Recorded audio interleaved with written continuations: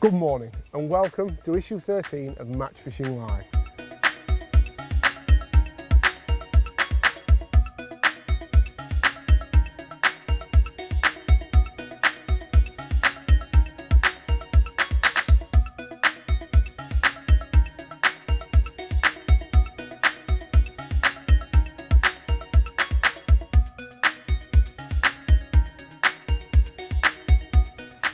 You join us today at the picturesque Docklow Pools in Herefordshire, where we've got a very special treat lined up for you, haven't we, Matt? We certainly have. It is the 2016 Drennan Knockout Cup Final, and we're here with 4 anglers that we've whittled down from 149 that took part in the first round back at Tunnel Barn several months ago. And to get to this stage, we've gone through Tunnel Barn Farm, where it was 60 anglers qualified. We then went on the New Junction Canal, and that went down to 30 anglers. We then went on the River Thames, and that went down to 15 anglers. And the semi-final was at Western Pools, and those 15 anglers were whittled down to the 4 anglers that you see sat here today.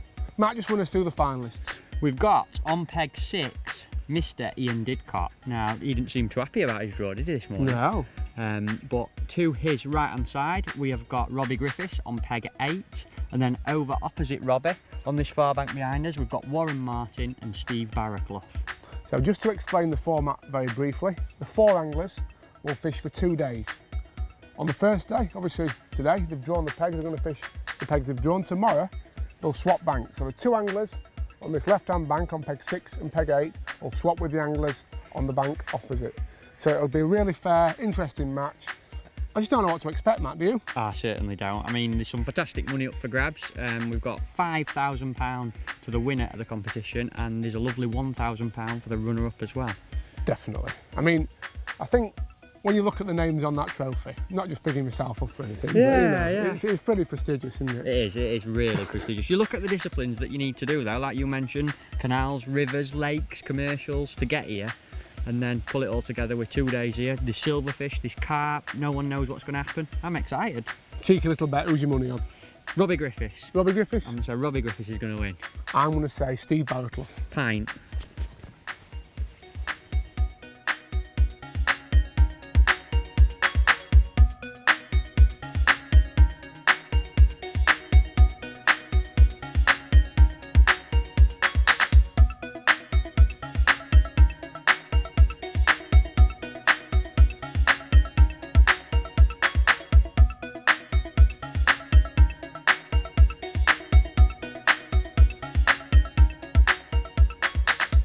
Well, I'm here with Ian Didcott, many people's pre-match favourite, and it's no surprise. He's a 3 times finalist, a former champion.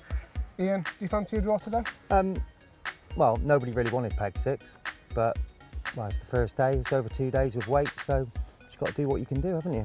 Try and stay in touch with probably the better pegs, which is like 8 and 24, and see what we can do tomorrow. What's your plan of attack? Going to fish pretty negative, going to feed 2 pole lines long, going to fish one slightly shorter and some edge lines, and set a few running lines up as well, waggler and bit of bomb and stuff like that. I mean, obviously you've mentioned this event is over 2 days, and tomorrow you will have a draw on the opposite bank. What sort of weight do you think you'll need over the 2 days to do well? I mean, I come here with, before I found out how it was been fishing over the last couple of days, I come here to, my target weight is £50 a day, and going on last year's results and you know how the venue fishes at this sort of time of the year, if I sort of fish for £50, it'd give you £100 total over 2 days, which ain't going to be very far away. You know, hopefully one of the days is a little bit better than, you know, £50, but you know, that's what I'm aiming for, is a £50 weight. I've got to ask you, I've seen you and Warren over there set up a sneaky umbrella in the edge. Is that for you go and sit down halfway and have a cocktail underneath? Or? Well, if I've had like £100 in the first hour, I probably will be under there having a cocktail, but no, it will be an unalcoholic cocktail as well. Thank you very much. But no, with the amount of people that will be walking the bank and, you know, the activity on the bank, I mean, I don't expect the edges to be very good, but you've got to give yourself half a chance. I mean, I've got a lovely depth down the edge, and the brolly just sort of puts a sort of sound barrier more than anything between you and where you're fishing. So hopefully it'll catch me a few extra fish. Ian, very best of luck. Thank you very much, sir. Well, I'm here with Robbie Griffiths. Robbie, We had a little debate on Facebook a couple of weeks ago. We listed the names of the 4 finalists and we asked people who they tipped.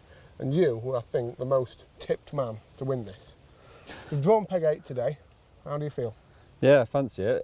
Peg 8 is the one peg that I think everybody wanted. You've probably got a bit more form on this competition over the last few years than any other peg, isn't it? Definitely. You had it last year when you won it. Yeah, first day I did actually. It was a bit different last year, a bit colder, I think, in the run up to it. And it sounds like the lake's been fishing fairly hard. Yeah, it has. I think everybody's been and had a practice. They've caught a few fish, but it's been a struggle. You've had to kind of fish every method to kind of build a weight towards the end of the day. Definitely. What's your plan of attack? Well, set everything up as you need to on this venue really, but hopefully pole fishing mostly. So long, short, and then I've got a nice edge. You're so. not giving much away. Pole fishing we've got.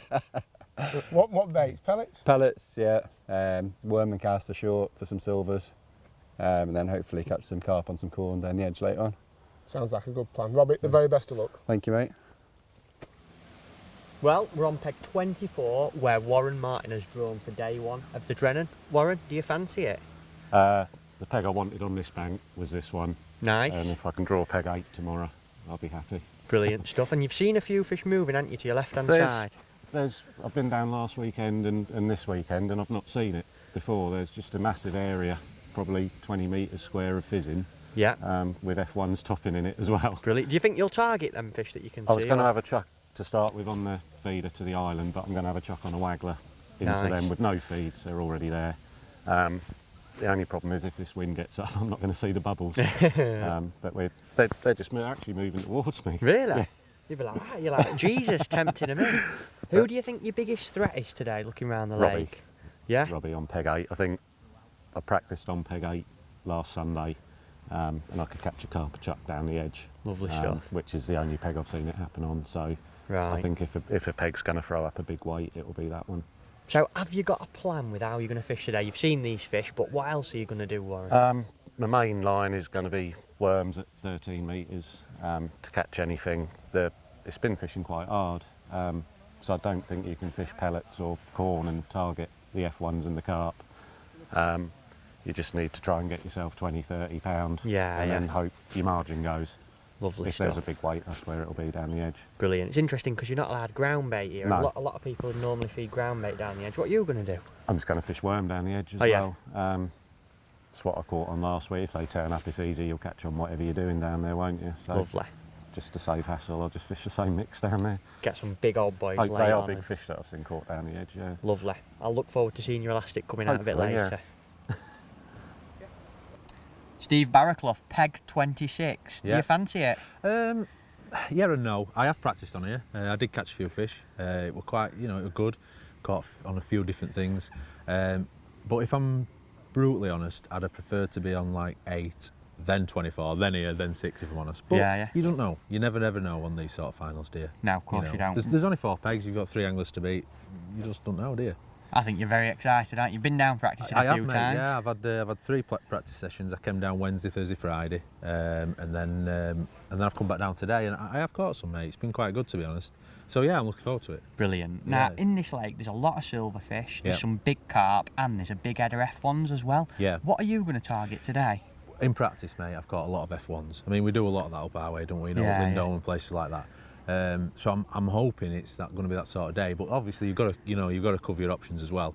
So I'm going to target some silver short as well. There were quite a lot of tiny little pommies, little skimmers and Yeah. things like that to be caught. So hopefully, I can catch a few of them. I've caught F1s on long pole with an odd carp thrown in, so they were coming into fishing pellets long. So hopefully, you never know, do you? Brilliant. The only thing that threw me was I didn't know what to start on because my lines, every time I practiced, took at least half an hour. All of them, every line that you went on took half an hour to get a bite, from one of them. So I started on some other day, so I'm going to do it today and see what happens. I did chuck a method at start before, and I didn't get a bite. I came back with leaves every time I chucked it, so I were Maybe the bottom's a little I bit was a bit snaggy. optimistic And about chucking it today. Now, obviously, I've set it up, Yeah. and I've chucked in a slightly different place to where I practiced the other day. But I'm going to start on something different today and see what happens. well, we'll not give too much away. They'll have to keep watching and find out Yeah, how we'll you're see. going to start then. No worries. Just one last question. What sort of weight do you think you're going to need today to either win on the day or keep yourself in contention for tomorrow? Well, I think I mean, I don't know the lakes, you know, I'm just going off previous results and I'm going off match results recently, and I think 100 to 120 pound over 2 days is going to be good.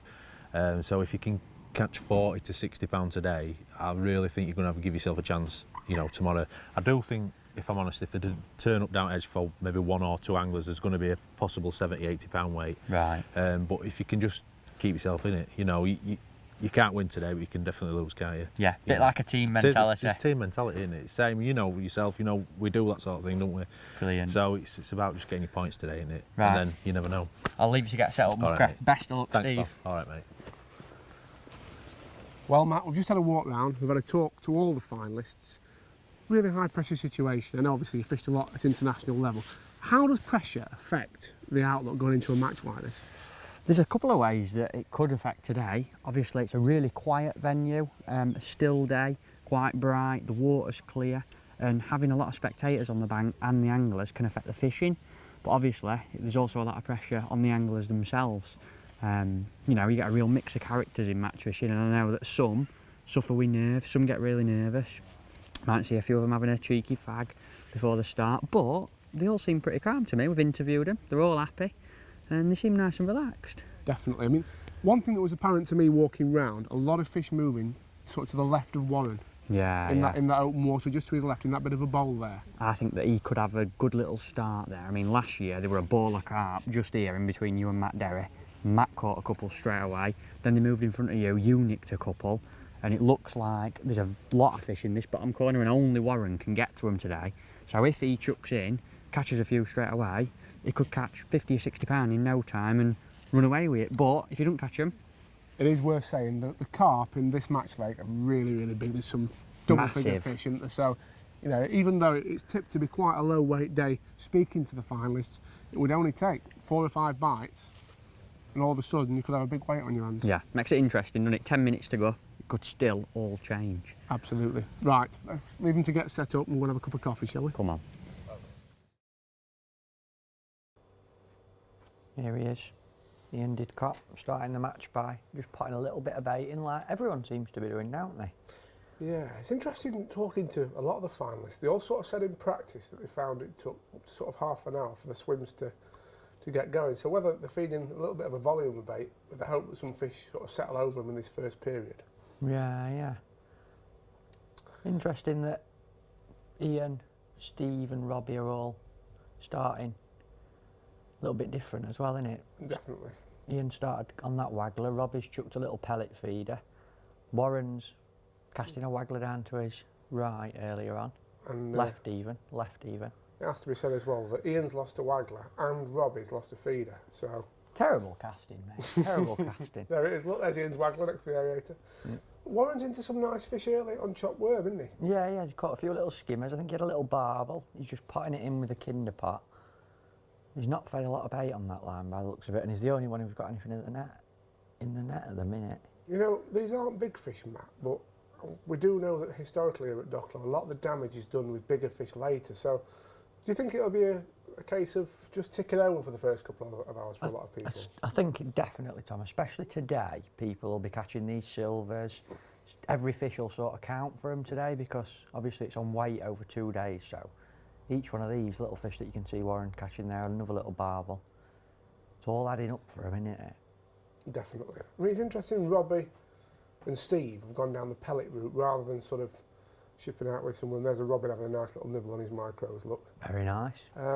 But for them, the action seems slower, but when they get a fish, generally they're slightly more quality, aren't they? Yeah, Robbie's started to catch these little skimmers now. He's fished corn and hemp in front of him, and for the first sort of 10 minutes he's been pinging an odd pellet to his left towards the open water, towards the gap in the island.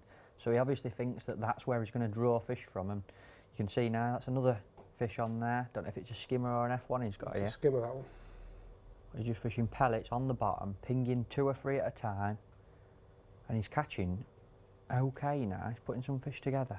And that's all it's about, Matt, as we say. You know, this first 2, 3, even 4 hours for a lot of the finalists, if you can keep yourself in the race, you know, keep catching these fish, keep putting them in the net, get £40, £50 in the net, you can double that in the last hour if them big edge fish turn up. Looks like that's what they're all. Warren's here again. He's shipping another silverfish back now. I'll tell you who looks to be dropping behind in the running from what I can see, and that's Steve Barraclough up to now. I haven't seen him have a fish yet, have you? No. I No, haven't it's, seen him have a fish. seems like he's struggling, but he's got a plan and he's sticking to it. You know, he's keeping that bait going. He's feeding little bits of bait very regularly Yeah. on the long pole. It's probably worth saying the two anglers that are catching best at the minute, Warren and Robbie, both on the long pole, both fishing on the bottom, one with worms, one with pellets. They are probably on the two more favoured pegs at this point, aren't they? Absolutely. And obviously that all changes tomorrow. You know, anglers swap round. People on the far bank of the Max Lake will change with the people on the near bank. Yeah. So One thing with Warren, look at this, he's got a massive pot on. He's not a negative angler at all, is he? He's filled that up with worms and casters. He's got half a worm on. And Ian's just dropped in on the pole and had one straight away. I think Ian's our early leader here. You know, he's catching some quality silvers, the odd F1 mixed in, and look, Lee's obviously making a little video, isn't he, for personal use at a later time. Oh, yeah. It's proper elastic Ian's got in there, though, isn't it? It is, I spoke to him earlier actually. He's got a number 10 latex in there, Gabellino latex, and look how well it controls them, them F1s. It really does, doesn't it? Yeah, And it's not too overpowering for the silvers either. no, very nice. I might give that a go myself. Look, quality F1 there. I mean, Ah, look at it. £2. That's where that's up, Tom. No, we'll let him get away with that. I bet the hook dropped out on his net. Now, this man we said was behind, but he's got something a little bit more substantial on here, I think. Yeah, so I think this might be one of Docklo's proper carp. I don't think anyone else has had a carp as yet. So this could put him right back in the race, Matt. Some of them are massive as well, Tom. Well, you caught a few last year, didn't you? Very, very large fish last year. But this is a really big fish, I think. Probably important for Steve, this one as well, because he is behind. Could put him right back in the race, Matt. You know, you could have 10 fish today at Docklow and win the match. Such is the size of some of these old carp. Well, he's got a very light hollow elastic, and I think he's fishing quite light as well out there. He's taking his time with his F1s and everything as well. I'll tell you what, I'll put my money on Steve landing this fish though, because knowing the venues he goes to, your Hallcrofts, your Hayfields, even your Lindholmes, you know, there's some big carp in them waters now. And there's not many people better at landing big fish than Steve. No, mega confident, isn't he? It does look like a carp, doesn't it? And he's fishing really tidy at the minute as well, Steve. He's got a little pot on the end of his pole. He's rattling a few pellets in. Oh, He's got it. He's got it. That's put a bend in the old landing net and landed that one. How big's that, £8, Matt? Must be. Big mirror. Lovely fish. And that's Steve right back in the race, because you know, with his other fish, he's probably got £12, £15 now. He's up there, isn't he? He's turning out to be quite interesting, this is. Here you can see him now, he's just rattling a few pellets in, look, and then he's got a little pencil float on, and he just lowers it in on top of that little bit of feed he's put in, literally 3 or 4 pellets. You see them odd little bubbles coming up around his float as well? That lowering's interesting, because Yeah. did you notice Ian Didcott doing the same thing earlier? Yeah. Sort of lowering the bait down. It's almost as if when you've got a silty bottom like you have at Docklow, you've got to Yeah. give the fish time to Look at that. notice it. I'm not sure that one's in the mouth, Matt, for how that bite was. A little bit of a strange one, that, wasn't it? Might be coming off this one. Oops. Never mind. Keep calm, Steve. Keep calm. He will keep calm, Matt. And something I have noticed, you know, here at Docklow in the past, anglers do lose a lot of fish. It goes hand in hand with a silty bottom. You know, you can't always... They're big, clever fish as well, Tom, aren't they? They've seen every trick in the book before. You know, they get fish for quite a lot. Big, wary F1s, and they're difficult to catch. Robbie's got one on now, though. Got a fan club behind him, Robbie. He has. Frankie's making a nice little video by the looks of it. He's probably taking a selfie to send to one of his girlfriends, isn't he? Yeah, probably, knowing him. That's a nice stamp F1 though, you know, £2. That's a little one for here, that. Isn't it? I'll tell you what though, I still think, if I had to put my money on anybody at this early stage, I'd say Diddy is leading, wouldn't you? Definitely. Again, fishing long pole on the bottom.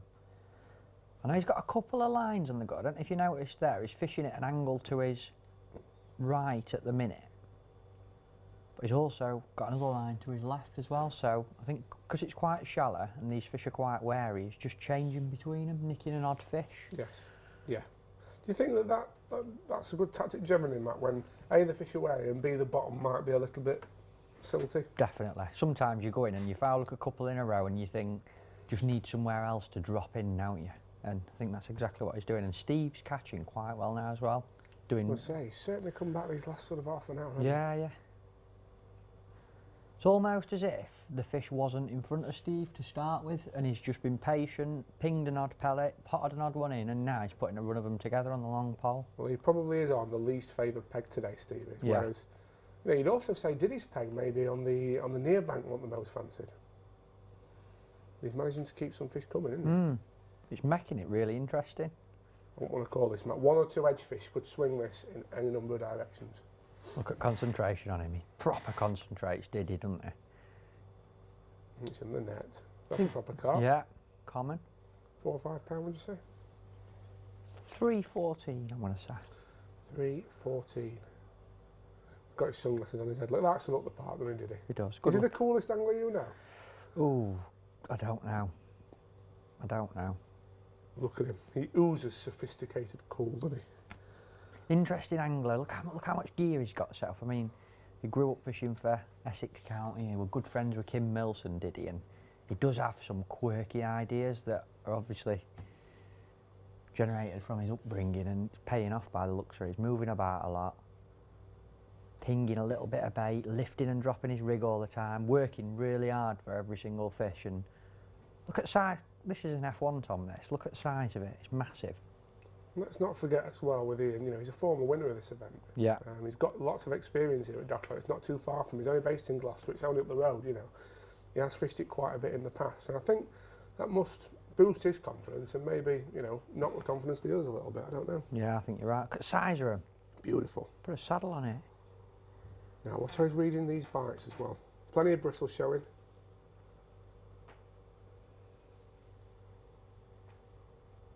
He's missed that one. I think he did that on purpose. You reckon just for us? That was just for camera, that. Again, we talked about that lowering down, how important it is. You see him, that last couple of inches, he held it, he lowered it, he lowered it. I reckon he'll get a bite fairly quickly now. You see them bubbles coming up as well, around his float. A little Few bit of scum blowing indications. into him. Look, oh, it looks lovely, doesn't it?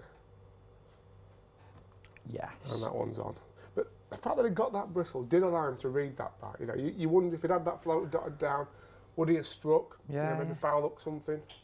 Just I don't know. watch this elastic work, Tom. I mean, that fish hasn't gone on a big run or anything. Staying below his pole tip, and he just ships them back really smoothly. Lifts his top kit up, and normally they just seem to like pop up and he nets them. It's a combination, Matt, that is, of the right choice of elastic, but also, I think Look at crucially, that. it's the right length of top kit as well. You know, Definite. you've got to match the elastic you use, the length of top kit. Now they're fairly short kits as match kits go, aren't they, from what I can see. And that elastic works nicely. Well, folks, we've got about 2 hours of the match remaining now. We've had a little bit of bad luck with the weather. It's bucketed it down, but we've got a bit of calm now. And I'm now behind Ian Didcott, who seems to be the front runner so far. From the very start of the match, he's been putting fish in the net. Looks like he's fishing with pellets at the minute. But the interesting thing about Ian is he's got 3 or 4 different swims on the go. And from word go, he's kept feeding them all. At the minute, he's fishing slightly to his right-hand side. He's pinging a few pellets in, potting an odd little bit of bait there, fishing a nice light rig, strung out, getting lots of little indications on his float, picking up at them all. And I think the thing that he's doing on this line is he's playing on the sort of soft bottom that this lake has. Very old lake, it's very silty. A lot of anglers are hooking foul-looking fish, hooking them and they're tearing off, coming off, the pegs are bubbling. But Ian seems to be nice and settled. He's pinging in just 2 or 3 pellets, taking it really steady, catching big F1s on it. Then he's also got a line to his left-hand side at sort of an 11 o'clock angle. And I think he's feeding hemp there. Now, hemp's a bait that a lot of the locals here use to catch the big carp. So Ian's obviously got a little bit of local knowledge. He's feeding a line with hemp out of the way. And maybe in the next hour and a half or so, we might see him catch a big carp or 2 on that. And as you saw just then, when I was talking, he also potted some bait in right down to the left-hand side. He's got an umbrella there to create a little bit of cover, as he explained earlier. And I've only seen him drop on that line once so far, and he caught a barbel, a nice little fish, good little weight builder, and he's not really been back on it since. but he has been putting bait in, so I think in the next 20 minutes or so we might see him have another look down there, and he could get a run of them barbel and it'll give him a right little boost. But I'm going to move on and give you an update on Robbie now, so see you in a sec. Well, I've left Ian and chatting to Frankie, who's been sat watching him as well. We reckon he's got about £55. And you think that's about £15 ahead of Robbie Griffiths, who you've been banking him for, haven't you, Frankie? I have, yeah. Ian's been, it seems to have been like a little step ahead throughout the day. I think he's just continuously catching the odd F1, a couple of decent silvers. Yeah. Just he's a little bit ahead of Robbie at the moment. I think about 15, maybe £20. So what do you think Robbie's got now then, sort of £40? I think he's got £40. Yeah, £40. 20 odd F1, I think he's got 23. Probably second at the minute then. Be close to him and Steve at the moment, second. Yeah, definitely. Talk me a little bit about Robbie's tactics. He seems to, a bit like Ian, he's got a few different lines on him, but what do they involve? Well, he's got two long lines basically. Yeah. What he's doing in long lines, like 60 metres, he's just pinging pellets. Yeah. And it's really obvious to see, as soon as a fish comes into your peg, you get an indication straight away. So if you drop on one line, if you don't get a fish in a minute, you're wasting time, because the fish come in straight away. If they see any bait, they nail it, or you miss a bite, get a little skimmer. You're just wasting time. That's an interesting little observation. Yeah, that's why he's got a couple of different lines. Because if he misses a bite or catches a skimmer on one line, he'd come off that line, go straight onto that one to his right or his left, hopefully catch an F1, ping pellets back on that line that he's just come off. So he's constantly giving himself a chance to catch an F1. That's the fish that are going to win this night. F1s and cart down the edge, hopefully. Well, I've seen Robbie as well throwing a little bit of corn on a short line, and he's been feeding the edge. When do you think he's going to make a move and go on there? Well, like I said to Robbie as well, as soon as you can see all the carp in the middle of the lake, if they're still boshing in the middle of the lake, it tells you that they're not coming in the edge yet. Yeah. And they've just, and said to him straight away, as soon as I've just left him for a little bit, come back, I haven't seen any carp in the middle of the lake yet. So they might be moving in, yeah, on short line, down his edge. So if it's carp in the middle of the lake, that's generally where they want him to be until they come in the edges, and we all know it. That's an interesting observation. I've never thought about that, but if they're out there, you know that you're not going to catch down the edge. But if they suddenly stop jumping out in the middle, it's a sign to maybe try your margin. Yeah, well, if they're not out in the middle of the lake, the chances could be shorter in the edges. Brilliant. Well, looks like he's making a bit of a move now. I think he needs to be fair now. Right, well, we'll give him 20 minutes or so, and I'll come back for a little catch up. No worries. Cheers. Moving into the last sort of 90 minutes of the match now, Matt, and it's interesting, anglers have gone down the edge and started to catch pretty much straight away.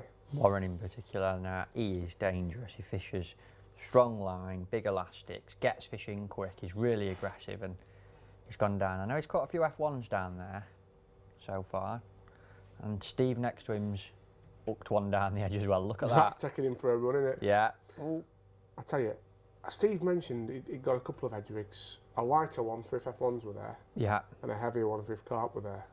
I'm guessing, looking at the run around that one's giving him, that's his light one, so I just hope. Oh no. That could prove very, very costly, that fish. So we're with Warren Martin now, and the interesting thing about Warren is he was the first angler out of the four to go down the margins, and I'm with Daniel Bryden, who's been sat with Warren. You're his bank runner for today, aren't you? I certainly am, mate. Yeah. Tell me, what do you reckon he's got? I reckon he's around about the £45 mark.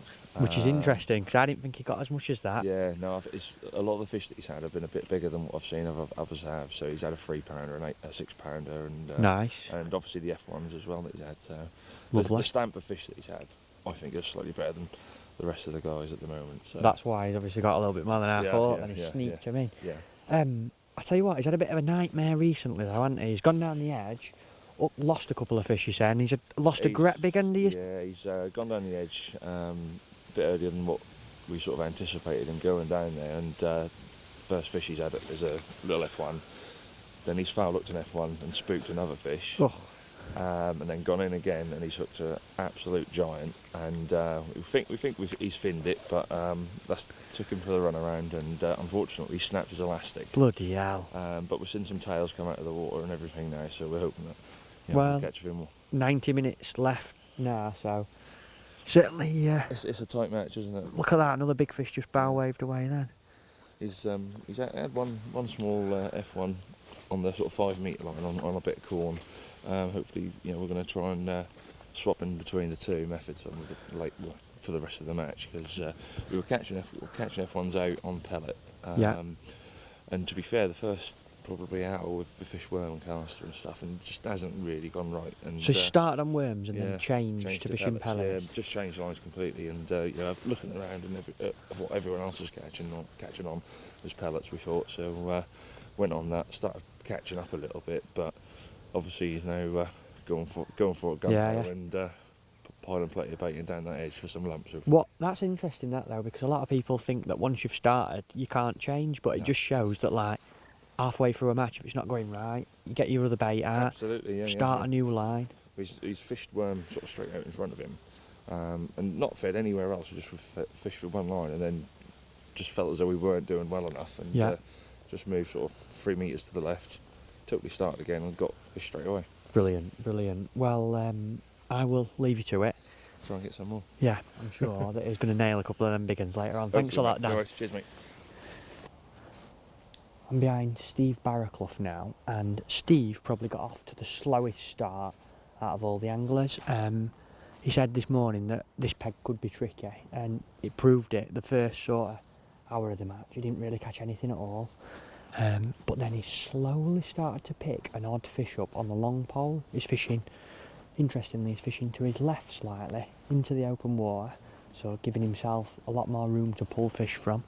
Pinging an odd pellet in to make a little bit of noise, and he's got a little pot on the end of his pole, and he's been rattling a few pellets in from a height and then lowering his rigging nice and slowly so that his hook bait's falling with his feed, and he's caught sort of a dozen F1s, a couple of carp doing it, but more excitingly, he's just gone down the edge, caught 2 or 3 big F1s straight away, and he's just nailed a right old horse, great big 15-pound docklow lump, and I've just watched him put his hook bait on. He's got 2 big full worms on, and after every fish or 2 he's been putting a little bit more bait in. Back up north where Steve comes from, he does really well at venues like Hallcroft Fishery and Hayfield Fishery, and he is a real expert at catching big fish down the edge, and the fact that he's gone down there and had a few already on what is probably an unfancied margin peg gets me nice and excited. One's just jumped out down there as well, so I've had a quick word with his bank runner Sam. He reckons he's got £50 at least. I think he's got a little bit more. I think he's probably got nearer 60. That last fish might have nudged him into the lead, so we started off talking with Ian Didcott, and by the time we've got round here it looks like things have changed, so nice and exciting. Well, Matt, all day we've been talking about this magical last hour, and now we're into it. Tell you what, it's getting exciting, isn't it? Absolutely. I mean, Ian there has managed a couple of fish, but I actually think there's been more action on the opposite bank, don't you? Definitely. Ian's caught an odd fish down his edge, but not as much as Warren Martin and Steve Barraclough. In fact, Ian still keeps dropping in on his long line and nicking an odd F1. And now we've got Warren's float. Oh, it's Steve's float. Steve's float, this one, yeah. Plenty of bristles so he can read the bites. Big old hook baits. Watch this. And, Clunk. Come to daddy. He's catching some big fish now, Steve, and it's not a fancied margin peg. I mean, you were on this peg on the second day last year, weren't you? Yeah, we did fish slightly earlier hours, but again, nothing down the edge. I don't think anybody caught anything down the edge apart from Matt Berry. Look at the size of this fish. He's fishing, obviously, on the heavy rig that we talked about now. He's got that green, strong browning hollow elastic in. He's actually making light work of these fish, considering how big they actually are, Matt. 8 to 10 pound average probably. It's in the net. It's not. It's not. I'll tell you what. Oh, come on, Steve. He's got it. He's got it. It is now. Shuffle it in. How big's that, Matt? 8 pound in it all day long. You see, as Bob Dylan once said, the loser now can be later to win. So Diddy will get into this last hour probably 15, 20 pound in front, I'd say. Yeah. I wouldn't like to call it between Steve and Warren at the minute. They've gone down the edge and both caught straight away. But I think Steve's are slightly bigger. Warren's caught an odd F1 down there. Here he is now. What I found really interesting watching the two anglers is how they've been topping up and basically the difference between them. It seems that Steve's potting in handfuls of micro pellets, doesn't it? Yeah, he's using his big pole pot and he's sort of resetting his peg after every fish. You know, catching one, filling his big pot back up with bait, potting it in, going back down and catching one. But you can see here Warren's got a cad pot on, and he's, although he's feeding with a big pot every now and again, he's sort of putting a little bit of bait in, fishing a lighter float down the edge, and he keeps lifting it out and dropping it back in. That's actually a barbel he's got. This is a deceptive thing here, isn't it? We're seeing a lot of elastic out now from all 4 anglers. But I've noticed Diddy's having quite a few barbel, and they might average £1 to £2, whereas the carp, as we say, are £8 to £10. So exactly. Keeping a track on what's happening is really difficult. Warren's, it always impresses me watching Warren. He's very quick at getting fish in, fishes really positively, and I almost feel like if he gets on him, he will win. He could win the whole competition in an hour with the size of the fish area, you know. Fishers places like Barford where, you know, they catch big carp, big F1s, need to get them in fast in that last hour. That looks like a proper carp he's got there. I'll tell you what, the landing net angles have seen some action, haven't they, Warren and Steve? So. Lots of strain in this last hour. That's a big fish again, Matt, isn't it? Yeah. Interesting, we talked about Diddy using a solid elastic out in open water. Warren's using a strong, solid elastic down the margins. I was talking to him about that, and it's all to do with the allowing the fish to build up momentum. Warren was telling me a heavy, solid elastic, it sort of stops them in the tracks. Now, yeah. Hollow elastics are renowned for being good because it stretches. What Warren wants is actually the exact opposite. He wants to be able to control the fish very, very quickly after hooking them. Now this, Tom, is massive, this fish. I saw it bow wave away when he hooked it. Look at that donkey. You have to shuffle it in. Not fitting in his net. Jesus. How big's that, Tom? That's £15. All day long. Look at it. Amazing. One lesson Steve has taught me though in the nightclubs of Doncaster some years ago is if you're going to have one, you might as well have a big one. Even if it has to be in kebab shop later. I'll tell you what's interesting with Steve, he's definitely fishing bigger up baits down the edge than everyone else. I know Warren's got a piece of worm on or a big chunk of worm. I think Steve's got 2 full dendrobinas on. Yes. And he's caught more big carp. Now if you look at this, Warren's, can you see that bit of elastic hanging from his pole? His puller kit come His out puller kit's come out of his pole, so this is dodgy ground for him because that elastic's pulling against carbon. It'd be squeaky bum time for me if that were me. He's got it, he's got it. It's in. He don't worry about stuff like that. He must be catching. Look, he's gone through 2 bottles of energy drinks. Did you see them? Yeah, and his flask's full of Red Bull, you know.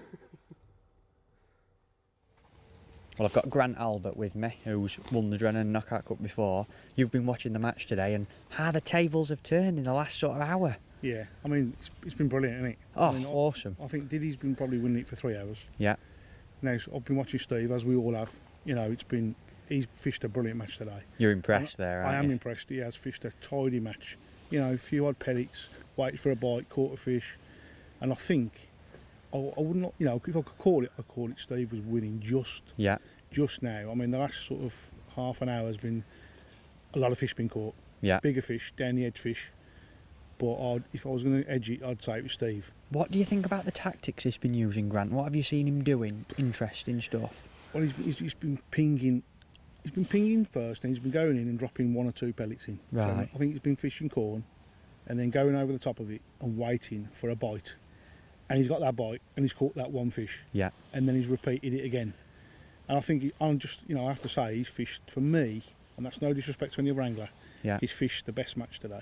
I mean, from a spectator point of view, it's exactly what wanted to happen because we thought that Diddy were winning it, and now he's probably last. Yeah. Possibly, yeah. I mean, I think it'll be tight anyway. Yeah.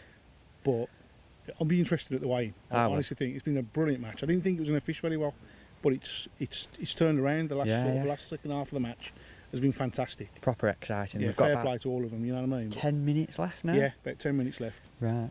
Let's get ready for weigh-in. Yeah, definitely. The last 5 minutes of the match now, Matt. Oh, see that bubble behind his float, and then he's up to it. What do you reckon that did? The fish trumped before it took it? I think so. It probably got scared. Nah, he's up the ante a little bit now, has Robbie. He's got his detective coat on, look. It does look like Clouseau in that, doesn't it? He does and all, but he has started to catch a few. Very late on down the edge. He's primed it for the last sort of 90 minutes, 2 hours maybe. It's caught really well, but I mean, It really is squeaky bum time for all the competitors, this, because traditionally this competition is always won by the narrowest of margins, sort of £5 to £10. So many times there's been, you know, the difference between the winner and the runner-up. So all these guys know that just one fish now could be the difference for them between lifting that title and walking away with nothing. £5,000 hanging on a bite in the last few minutes. That's it. It's interesting, some ducks have just moved down Robbie's edge. There's a bit of disturbance. Do you think that helps it or hinders it, Matt? I don't think it hinders it at all, Tom, to be honest. Sometimes I think, you know, fish associate the movement of ducks. See him swimming away there. Interesting to see if he gets one now. I think sometimes fish associate it with food. Look at that, straight back in. Straight away. So it's almost as if the fish have come to that bit of disturbance, mopping up the bait, and he's got one. Wham. I remember actually reading a feature in pole fishing John Arthur did some years ago, and it were all about trying to get ducks into your peg. Scott Dudson did it, and he actually tried to get them there to attract the fish, which were interesting. Don't know if that's what Robbie's done here, but he's got this fish on now. Like you're saying, Matt, with that jacket on, he looks like a man with a lot of secrets. He does, I bet he's got a big notebook in the inside pocket of that jacket. Yeah. Fishing probably a little bit lighter than everyone else down the edge, Robbie. He's got a 13 hollow in. And that's the all out. You can see everyone else is putting the top kits down. It's after time, he's hooked this fish. This could be the one that wins it for him, couldn't it? This could be worth £5,000, this carp, if Robbie manages to net it. He don't look nervous, does he though? He's just... No. Oh, what's Frankie doing? Frankie needs to sit still. Frankie's probably more nervous than him. He's got it. Yeah, He's got it. There it is, folks. After time. What's that? £6, £7? Gotta be. Lovely, lovely fish. And Frankie's up. Look at him. Well, I'm here with Ian Didcott. We've just finished the first day. Ian, I think you were in the lead for a lot of today. Yeah, it's sort of gone to plan on like early doors, and I mean, I wasn't particularly pleased with the peg I drew this morning, but obviously you just got to take it as you see it. But been let down in the sort of last hour with not catching many carp. But I mean, my edge line's not very good. It's a bit open and quite deep and stuff. But I mean, I caught well early doors, and yeah, it seemed to go all right. But just lost my way a little bit later on. I mean, it struck me that earlier you kept more sort of silverfish and F1s coming than a lot of people. What did you do on that line? How did you feed? Just fed some like worms and casters and stuff on the on that silvers line. Just minimal bait, just trying to get a few bites and stuff like that. You know, not give them too much to eat straight away. Definitely. And then caught a few F1s on pellets and stuff like that. So. And then down the edge? Fished casters and worms and stuff, but I just don't think it was right. I mean, no. Should have done something a little bit different, but caught really well on it in practice and stuff like that. So you can only do what you can do in practice, haven't you? So. On that longer line, just talk us through your rig, because I mean, it struck me you've been quite sort of positive. Yeah, I fished like 0.2 of a gram. Well, on the silvers line, I fished 4x14s, bulk and 2 droppers, 0.10 and an 18. And on the pallet line, I fished 0.2 of a gram, 0.12 and an 18 hook. So just. Well, I think it's going to be too close to call today. But I think Steve Barraclough's got more than enough to beat everybody today. You reckon? Yeah, and I think Robbie down there's got a few more as well. It's like I say, I mean, I run out of F1s long, and then couldn't catch any carp short. So. Well, as we know, tomorrow your swapping banks will be over there. So let's weigh in and see what you've got. Cheers, man. Well done, Ian.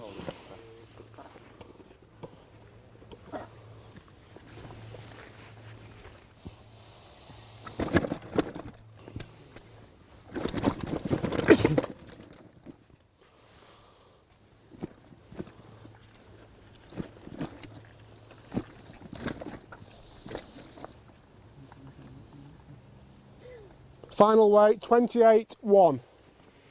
Well done, Dix.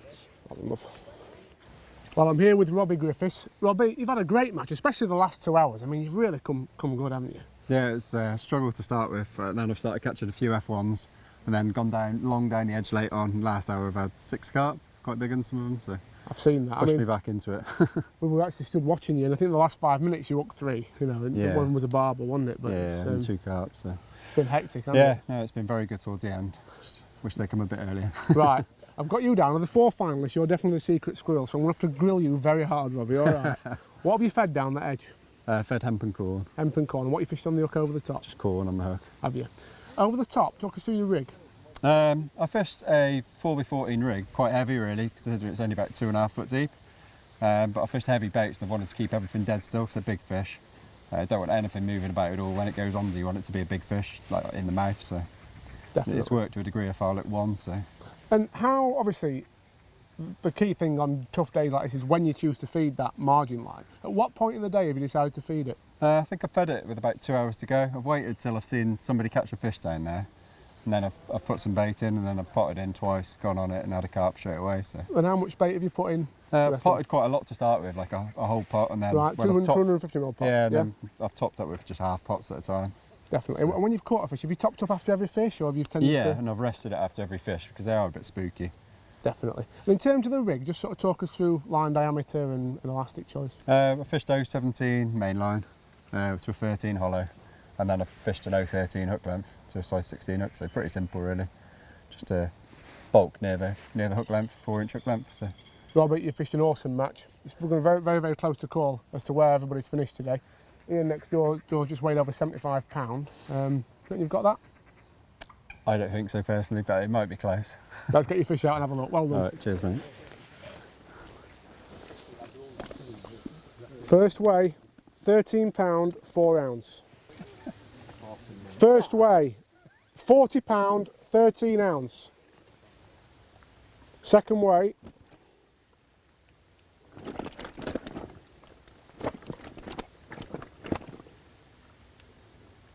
£37, 4 ounce. Well done, mate. Well, I'm here behind Warren Martin. Warren, you're the 3rd angler to weigh in. It seems to me you've had a really good match and you've caught very well down this edge late on. Yeah, I've had a few down there at the end. It's just the first 2 hours that cost me really. The worm didn't work. I was probably a bit slow to switch to pellet. I sort of had one F1 after 2 hours and some bits and bobs, and then as soon as I changed to pellet long, I've started catching F1. So first couple of hours fishing worms probably cost me £20–30. It's interesting that. I mean, bait choice on a match like this is always a very difficult thing, Yeah. and obviously you mentioned there, obviously reading the signs and changing. When you have changed to pellets, you've caught F1s pretty quickly, or? Yeah, straight away, probably 5 metres away from where I only had one on worm in 2 hours.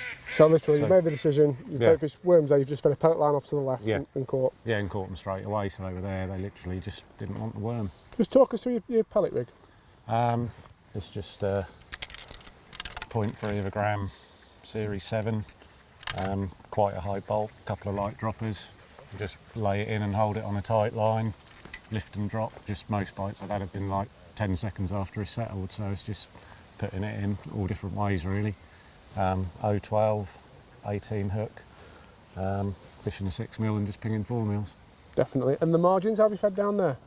Just worm caster, a bit of corn in it.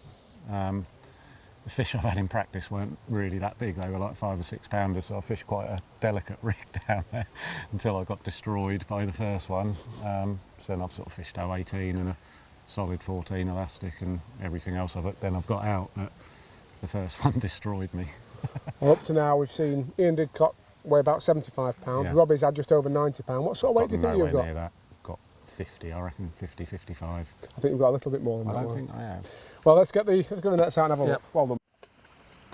£13, 11 ounce. Ooh. £28, 2 ounce. £33, 13 ounce. Well done, Warren. Well, I'm here with Steve Barclough. Steve, you're the last one to weigh in today, but you've had a great match, haven't you? I've had a nice match, mate. Yeah, it's been all right. It's been a little bit better than I thought it was going to be, I'll be honest with you. The main thing is it's tight, innit? I think regardless of what happens with my weighing, I think everybody's still got a chance on it tomorrow. Absolutely. I mean, the lowest weight we've seen is £75. Yeah. Robbie Griffiths is best up to now. We're just over £90. I actually think you might be leading after day one. I don't know. I'm not too sure. I think I might be one fish off. But you don't know. We'll see, won't we? You don't know. I mean, what struck me as interesting was it was a less than fancied peg this. You know, people do fancy the pegs to the left, didn't they? But you managed to keep some fish coming all day, really, on that long pole pinging pellet line. Just talk us through what you've done on that line. Well, I mean, we do a bit of it up our way, don't we? You know, there's quite a lot of F1 venues and stuff like that. And I think the main thing is just keep a bit of bait going through water all the time, do you know what I mean? And by using a little pot, I'll tighten it up. So when I was going out, although you're pinging bait, you're pinging it over it don't matter how good you are, you're still putting it over a bit of an area. But then by just tapping a few in, you're putting it right over your float then, aren't you? So I think that, that's caught me a few more fish, but I don't know, anything can happen to one of me. You know what fish are like, don't you? But then I went down edge and I caught a few down there, which again, plumbing up and everything, it's not right great, it's a bit rocky and stuff like that, and I didn't think I'd catch out, if I'm honest. But then again, I thought you might get a bite, maybe one it last half hour or something like that. But it's turned out that nearly everyone's had at least a couple down edge, which is nice. It's going to be good for tomorrow, mate. Very good. Absolutely. Just talk us through what you fed down there. Well, obviously ground bait's banned. So when ground bait's banned, normally I feed micros because I think it's the next thing to ground bait. Do you know what I mean? Pellets are ground bait's just ground pellets, isn't it? Yes. So I've fed pellets down there with a little bit of hemp, and then I've just fished 1 or 2 big worms over. I mean, I made a bit of a mistake really, because to start with, I didn't know if you catch a few F1s down there with an odd carp thrown in. So I've fished my first rig I went in were a little bit light, and my last hit were a little bit lighter. And I've actually upped my first chuck, and it's took me my rig. It's took me up length. But then after that, I've changed to proper man gear, as you do down edge. And I really lost the fish apart from one that I foul hooked. Which I wish I'd have started on that heavier rig, which I would normally on any carp venue to start with, but it's one of them things, mate. Just talk us through that particular rig then. What have you used on that? Yeah, I fished a 0.4 float, so I think you need a big float, just so when it goes in, it goes straight to bottom. If you get a liner, it just comes back again, you know what I mean? And I fished 019 to 017. So proper gear. Yeah, CNX power, yeah. And hook choice? I fished 14 hook. Which is a 456, so it's a real man's rug, and I fished a green holler on it, a brown and green holler. Brilliant. Well, which it controls them really quick. Definitely. That's You've had some big fishing very quickly today. Fish, yeah, one of them I would think is not far off £15. I would think, but that's normal at Allcroft, isn't it? Mate, you fished awesome. Let's get your fish out and see what you've got. £40, 7 ounce. Oh yeah.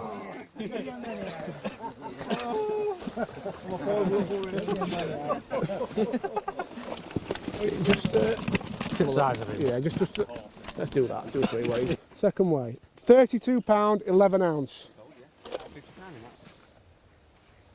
£29, 3 ounce. Awesome, mate. Well done.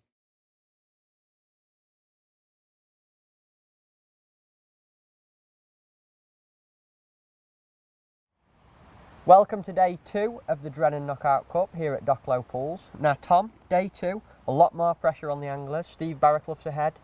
Was you nervous last year? Oh, just a little bit, mate. I think the thing is, today, as of last year really, you do build up, if you've got a little bit of a lead, the pressure is on you to keep that lead. But also it's quite a nice cushion going into the match. Bit of confidence. Steve's in a very, very strong position today because he's got a £10 lead over Robbie Griffiths. Yeah. He's got a £25 lead over Warren and Ian. So really, it's like having another net, isn't it? Yeah, even a £10 lead, it's like, okay, a double figure fish before anybody else is in the water and landing it, isn't it? Yeah, it's a nice confidence boost going into day 2. Now, the only thing I think might slow Steve down is, I would say he's probably drawn the least favoured of the 4 pegs. I agree with that, definitely. The wind looks nasty where he is. There's not a lot of cover on the bank. I've not seen many fish either where he is, whereas they're topping down that bottom end again. Yeah, so I think we could be in for a really sort of tense, nail-biting match today. Yeah, definitely. Last year, I remember, obviously I sat behind you last year, and the second day you fished for silverfish quite a lot, didn't you? Do you think they'll come into play today? I don't. I'll be 100% honest. I think the difference between this year and last year was a lot colder. The carp and F1s were a lot more dormant, and so you did have to sort of target them. Now, if you're in Steve's position, looking to consolidate your lead, you might think, if I can keep sort of ticking over, then all the better. But it was interesting how slow it started yesterday. It was dead, wasn't it? First half an hour. And Steve told me it was going to be. So Steve had obviously worked out in practice and that was going to be the case. Yeah. But what he chose to do is fish a straight lead with a pellet cone. And he's going to do exactly the same thing today, he says, for the first And I think, you know, you look at the amount of silvers we weighed in yesterday, I think all 4 anglers, if I remember rightly, had 13 pound in the silverfish net, didn't they? So there's not a great deal of them there to be caught, even if you target them, really. And if Steve caught a 10 pound carp on that bomb and pellet cone straight away, he would be ridiculously hard to catch up, wouldn't he? Absolutely. Well, it'd be 35 pound in front of 2 of the anglers and 20 pound in front of the other. Yeah. But, you know, again, we keep saying it, there's some big old carp in here. The edges were very important yesterday. They sort of dominated the last 2 hours. Yeah. 10 minutes down the edge can wipe out the first 3 hours. Of course it can. Warren Martin's on danger peg, isn't he? Peg 8, so... Yeah. Well, half an hour before the start, let's go and see him.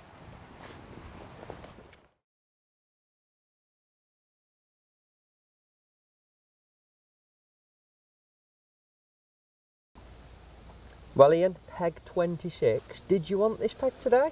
Out of the choice of the 2, no.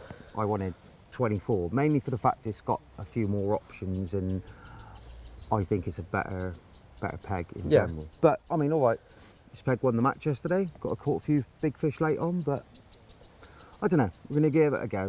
I got a bit of deficit to make up to the winner at the moment, but I mean, obviously Steve's drawn the peg I drew yesterday, and I mean, I'm no mug at edge fishing, and I couldn't catch them. So, yeah, we'll see what goes on. Yeah, tables could easily turn, couldn't they? Yeah, I think it's going to be a very quiet match for the first sort of like 4 hours, and then I think someone will turn the screw a little bit later on. Yeah. I hope it's me. I hope you're going to catch some big ones down that edge, mate. Yeah. Now, it's day 2 today. It's had a bit of pressure yesterday. It was a slow start yesterday. Will you do things any different today? What will your tactics involve? I am going to change. Only one of my lines, but pretty much going to fish exactly the same. I mean, you got to say in the first 4 hours, 4 or 5 hours yesterday, well, 4 out of the 5, it worked for me. Yeah, you were in front. You were 20 pound in front. I know. 3 hours in. Just don't. You've really got to change what I did.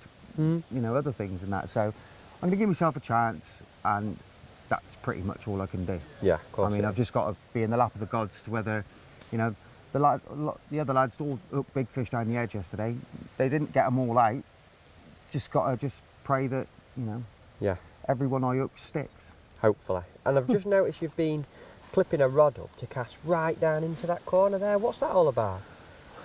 Well, no pegs up there, is there? So you're going to chuck it? Well, it gives me an option. I mean, obviously I've clipped up towards the island as a normal, but I put another clip on my reel, which is right up on the other bank there. I mean, it was noticeable yesterday when I was on 6 that there was a lot of fish in the dead water, both ends of the lake. So, walking round, you could see them. Even this morning, there's an odd carp in that corner, a few in that one. Yeah. So, well, I hope it comes good for you, mate. Best of luck. Thank you very much. Cheers. So we're with Robbie Griffiths, peg 24. This is the peg that you wanted this morning, isn't it, mate? Yeah, it looks nice. Lots of leaves and a few carp under them. Are they still slurping about, are they? Yeah, there's a couple down there. Very nice, very nice. What's your tactics going to involve today? I'll probably have an early look for one of those carp, and then just fish for F1s. That seemed to be what was feeding yesterday. Yeah. And some bigger carp later on, hopefully. Nice. And you've got an 11-pound catch-up to gain on Steve Barraclough. Do you think that this peg gives you the opportunity to do that? Yeah, I think so. He's had a less favourable draw today, so it's obviously very good, and he worked a few things out yesterday, so still expecting to catch plenty of fish, but we'll have a go, certainly. You'll have a go. Yeah. What are your tactics going to be for these margins, Robbie? Because that was where the damage were done yesterday in the last hour and a half. So how will you approach them? I've got 2 margins, so I'm going to fish for carp long down that one. Yeah. And then I'm going to fish for a bit of everything on this one. It's a bit deeper down the right hand edge, so what sort of bait are you going to use? Just some worms down the right edge and then corn down the left. Nice. So lovely stuff, mate. Hopefully try and leave the carp till the last hour and get a few big ones later on. Brilliant. Are you nervous at all? No, just try and enjoy it, I think, hopefully. Sun's shining, nice day, yeah, few fish knocking about. Well, I'll let you get set up, mate, and I'll come and catch up with you a bit later. All right, cheers, mate. Good luck, Looker. Cheers. Warren, everyone was wanting this peg over the 4 days, and I know that you was, and day 2, you've drawn it, you've got a bit of catching up to do. Yep. How are you going to do it? If I'm going to do it, I'm going to catch down there, and down that margin? I'm going to keep it. All your easiest matches you win with your biggest weights are the simplest ones, aren't they? Yeah. So, going to fish pellets long, when I feed the edge, I'm going to dump corn and hemp short, because once you go down the edge, you can forget that. Yeah. And then just hope to catch big fish, alternating short. Not down the going to edge. do anything to sort of catch any silverfish No. or little fish at all? No You're gonna, point today, is there? you're That definitely was going my to go plan for it. yesterday, just to plod along with whatever comes along, but it's all or nothing today. Brilliant stuff, brilliant. Now, you're £30 behind, roughly, something like that, is it? 26. £26. Yeah. Do you think that that's a reasonable way to catch up today? If someone's beat me by £25 yesterday, I can beat them by £25 Yeah. today, can't? But I've obviously got to catch £100 and beat them by £25. Well, the interesting thing is, the guy who you have got to catch up the most, Steve, has probably drawn the most unfancied Yeah. peg, Yeah. and you're on probably the more fancied Ian one. fished an awesome match yesterday Yeah, to yeah. catch £75 off that peg, because everything's long. Yeah. You don't catch down the edge normally, so you would think £75 about as much as he can catch. So that's my £100. I've got to catch £100. I think you'll do it, mate. I think you'll do it. I'll watch you catch them big fish down the edge yesterday. I'd rather have two smaller ones. Yeah. I don't know. Well, hopefully we'll get some footage of you pulling Let's them hope again, so. like we did yesterday. I'll leave you to get set up, Lovely. mate. Good luck. Cheers. Well, Steve, you're in the lead today already, but a lot of people are saying that you've drawn the unfancied peg. How do you feel about it? I'm unsure, to be honest, but to be fair, yesterday were an unfancied peg, you Yeah. know, so I'm not 100% sure. I mean, a lot of people have wrote these edges off, but I'm not so sure it's about, you know, a lot of people say, no, it's just cover, it's only because it's cover, but I personally think it's depth. I think it's more about the depth that you've got to find rather than the cover that, you know, because if it wasn't about that, I would fish down the right hand side, because there's a lot of cover down the right hand side. Yeah. And when you actually look from over here, I didn't realise how little cover I actually had.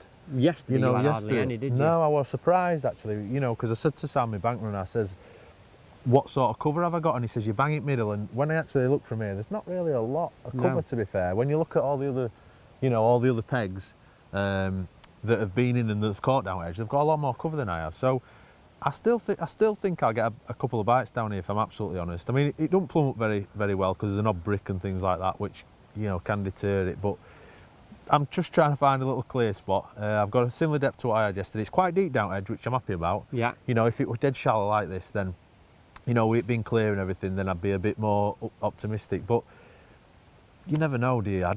To be fair, I think a lot of the anglers today are putting a lot of faith in edge, and it might not be the same today. You know what I mean? You know what happens, Matt, you know, when you catch a weight out of pegs and then you put your fish back and things like that, sometimes it just doesn't happen. But the only thing I can say is they normally finish at 4 o'clock and we're finishing at 4:30. So, you know, I might only get a bite with the last half an hour. Do you know what I mean? Might be £15 It now. might, but it could be £15. So in theory, my main lines are out, where personally I think a lot of the lads are going to concentrate quite early down edge. I mean, it could be a good thing, it might be a detriment to them because they might concentrate on it and I could keep plugging away on my long pole. The good thing is I hopefully don't have to catch that much of a weight, do you know what I mean, because I'm in front. You've got I just need £25, to haven't keep you, my already? nose in front, do you know what I mean? So we'll see, mate, anything can happen. What can't it? tactics are you going to use on your long pole, Steve? I'm going to fish pellets like I did yesterday because I really felt like that it was good. You know, I spoke to you previous coming down and everything, didn't I? And I says, if it's a long pole pellet match, I really fancy my chances. And as it happened yesterday, it was. It can change. So obviously you've got to have your other lines as backup. You know, I've got silverfish lines, but again, I'm not so sure about the other lads. But I feed micros with my worms because you're catching little skimmers and little pommies and stuff. So, you know, we'll see. So the thing is, you've got a lot of different rigs set up, but you're probably only going to fish one or two of them. I'm hoping to just only fish. I mean, if you match just to plan, you only stay on 1 or 2 lines anyway, don't you? You know, if you're having to chase around, then your match isn't quite going to how you want it to, is it really? Well, but, you know, I think most important thing today is Sam as well. You know, you're having someone good on bank to be able to tell you what's going off. So you can 100% concentrate on your match. He's a good-looking bankman, isn't he, our Sam? To be fair, well, he is. I wouldn't know about that one, but he's a good lad and he did a good job yesterday, to be fair. So, well, I'm going to go and see what he's got in his flask now. I'll see you in a bit, mate. I'm an ex-lager. Cheers. Well, Matt, day 2 is getting underway. How do you think the match will start today? It'll be a little bit cooler overnight, hasn't it? Yeah, it's very close between them all, Tom, and I think that for the first half of this match, quite a lot of the competitors will play it safe. Spoke to Steve a minute ago, and he's starting by casting a little pellet cone out to the aerator. He's hoping to just nick a fish. Warren started the same as yesterday, fishing for an odd silverfish, and so has Diddy. It's interesting as well. I mean, Warren and Diddy are over £20 behind the leader, Steve. So they must have very clear match plans. I mean, to start off fishing negatively, they must really expect to be able to bump that weight up and catch that lead up later. Yeah, I can see what Diddy's doing though, because Steve didn't catch anything early on this peg yesterday. And he's gone straight in as Diddy. He's fishing worms, feeding little balls of, looks like soil and crushed pellets and an odd chopped worm in them. There, look, you can just see him pot a little ball in, lowers his rig over the top, throwing a few casters short, and he's probably thinking, well, I'll catch some silverfish, and then if I can go down the edge and catch them carp that Steve caught later, that's his way back in, isn't it? Exactly. We spoke about narrow margins. You know, it doesn't matter whether it's one £8 carp or half an hour fishing for silvers in the first hour, which catches you £8, does it? Exactly. And the chunky fish, look, he's pulling some elastic out, he's netting them. A lot of like 6 ounce fish, and it doesn't take long to catch £20 of them if you catch him one chuck. No. Look at Detective, he's hiding behind a tree again now. It looks focused, doesn't he? Yeah. Now he's dropped in on his long pole where he's pinging pellets, Robbie, and again started catching an odd little skimmer and an odd small F1, so. He's also loose feeding casters quite heavily, Matt, on that sort of a top 6 line to his left. It's an interesting one. No one really did that yesterday, and today both him and Diddy are doing it, so it'll be interesting to see what they catch on it. Why do you think they made that change? I think just exactly what you said. It's so. Oh, Steve just lost a big fish An there. island, wasn't it? He hooked a fish actually, and it went round some brambles on the island. Oh, bless him. He's just ordered his bank runner Sam to go and get him another. Sam, chuck me another rod. Bless him. Yeah, I think that them silverfish could play a part today, you know, in these early stages. Definitely. This looks to be a quality fish for one. Is that an F1 that's moved on the line, do you think? I think so, yeah. I think he's fishing worms on long pole. He's caught a few little fish, and this is the first better one he's hooked. I mean, it must be a difficult place for Warren and Diddy to be, going into that match knowing you are behind, Matt, you know. Yeah. The only thing I'll say is they're both clever anglers. They both know that last hour can change it all, and if Steve can finish £11 in front on the first day, they must think, well, I can finish £11 in front on the second day, and it's as simple as that. Absolutely. I suppose it's all about planning your match. Timing when you go on the various lines is going to prove so critical to Yeah. isn't it? I mean, this is interesting now. Where Diddy's been loose feeding these casters, he's dropped in and started catching straight away, and he's catching an odd hide on it. Now, yesterday, it was strange. 3 out of the 4 competitors yesterday had the same silverfish weight, if I remember. It was around about £13.4, wasn't it? Now, I'm going to say that I think Diddy and probably Robbie have gone over £13 of silvers already. Yeah. He's catching well, look, Diddy. He's fishing casters. I don't know if it's shallow or on the bottom there. He's catching chunky roach and odd hide. Steve's sticking exactly to his game plan and he hasn't changed anything. Yeah, he's struggling though at the minute, mate. He is struggling.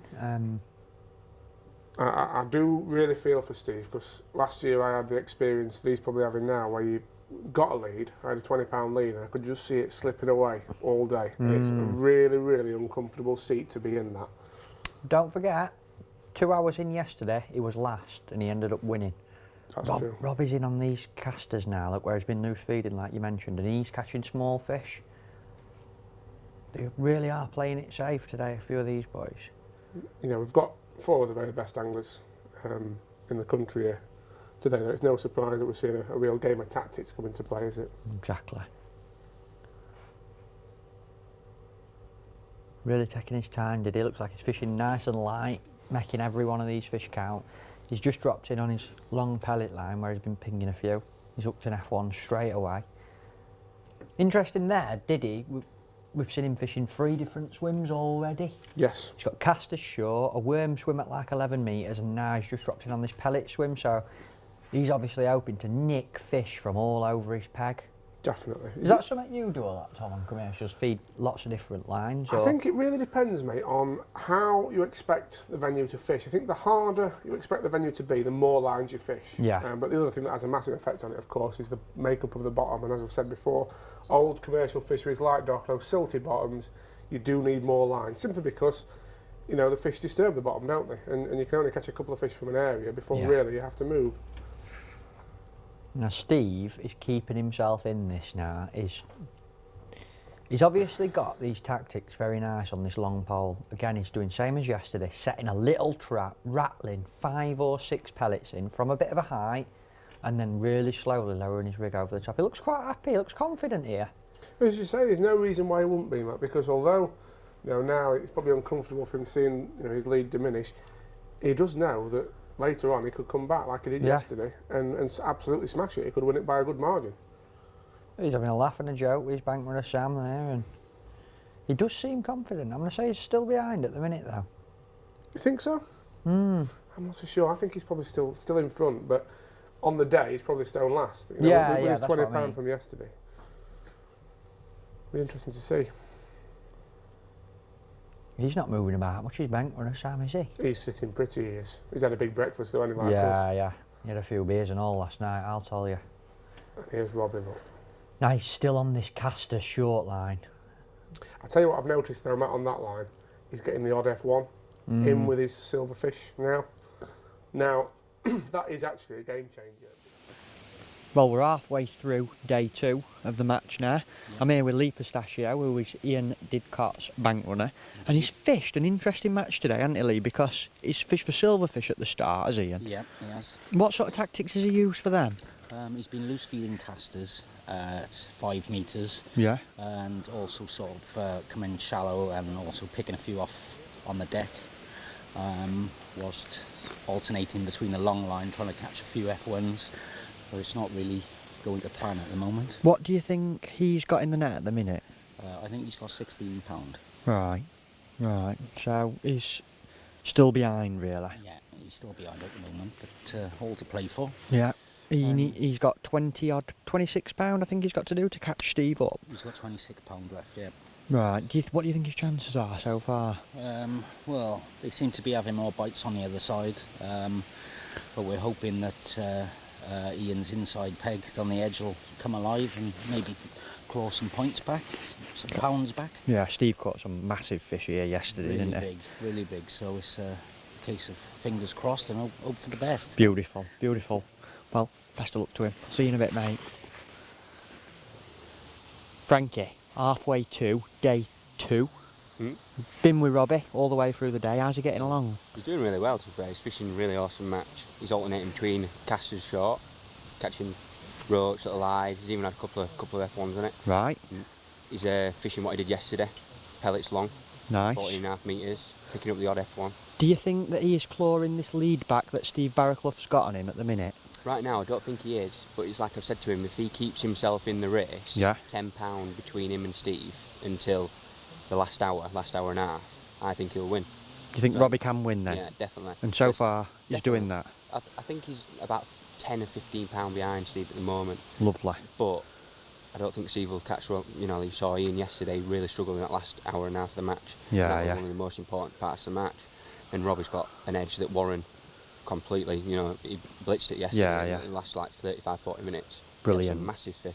Do you know what sort of tactics he's going to be using when he goes on this margin line later? He's going to fish exactly the same as yesterday. He's going to fish hemp and corn down the edge. Nice. You know, it's heavy baits, visual at this time of year. It worked for him yesterday, so he can't really change, I don't think. Keep them fish on the bottom. And Yeah, corn's always a good bait at this time of year. Lovely. One thing I've noticed about Robbie is he's fishing very light rigs, isn't he? Yeah, he came in practice. Yeah. And he said, you know, usually he fishes, we all fish for F1s, we all fish quite heavy, like 4x12, 4x14s, even in really shallow water. But the only thing is, he said, he catches a lot of fish on the drop, and as soon as his rig settles, he seems to get one. He gets a fish within a minute of having the rig in the water. Watching him, it's really interesting. He's constantly lifting it, dropping it, flicking it in again. Yeah, it's just the crafty little fish, aren't they? Especially this time of year when they're a bit tricky to catch. Yeah. Well, he's caught a couple while we've been having a chat. Tom Scully's just rocked up with a pie, so I'm going to go and have one. Cheers, mate. We're behind Warren Martin now. We've got Dan, his bank runner, with me. How's he getting on, Dan? He's got about £20, mate. You know, I think Steve's doing the best at the moment, I think, from what I've seen. we put all the eggs in one basket now and gone down the edge to try and catch some lumps. Yeah, yeah. He's got to catch that 25-pound back from yesterday, which he hasn't done yet. So, you know, all hopes are resting on that. He's just had a couple of indications and liners on that 5 metre line that he's only just started on fishing with hemp and corn. Lovely. But I just now went under and we thought, yes, but it was an erosion. Oh, no. What's he fishing down the edge, Dan? Worm down the edge. Same as yesterday? Same as yesterday. In practice, a lot of the guys have been putting hemp in down there, but for whatever reason, Warren's just not that confident with that, so he doesn't put hemp in down the edge. Right. He just uses worm caster and a few micro pellets. Lovely stuff, lovely. I was talking to you last night in the pub, wasn't I?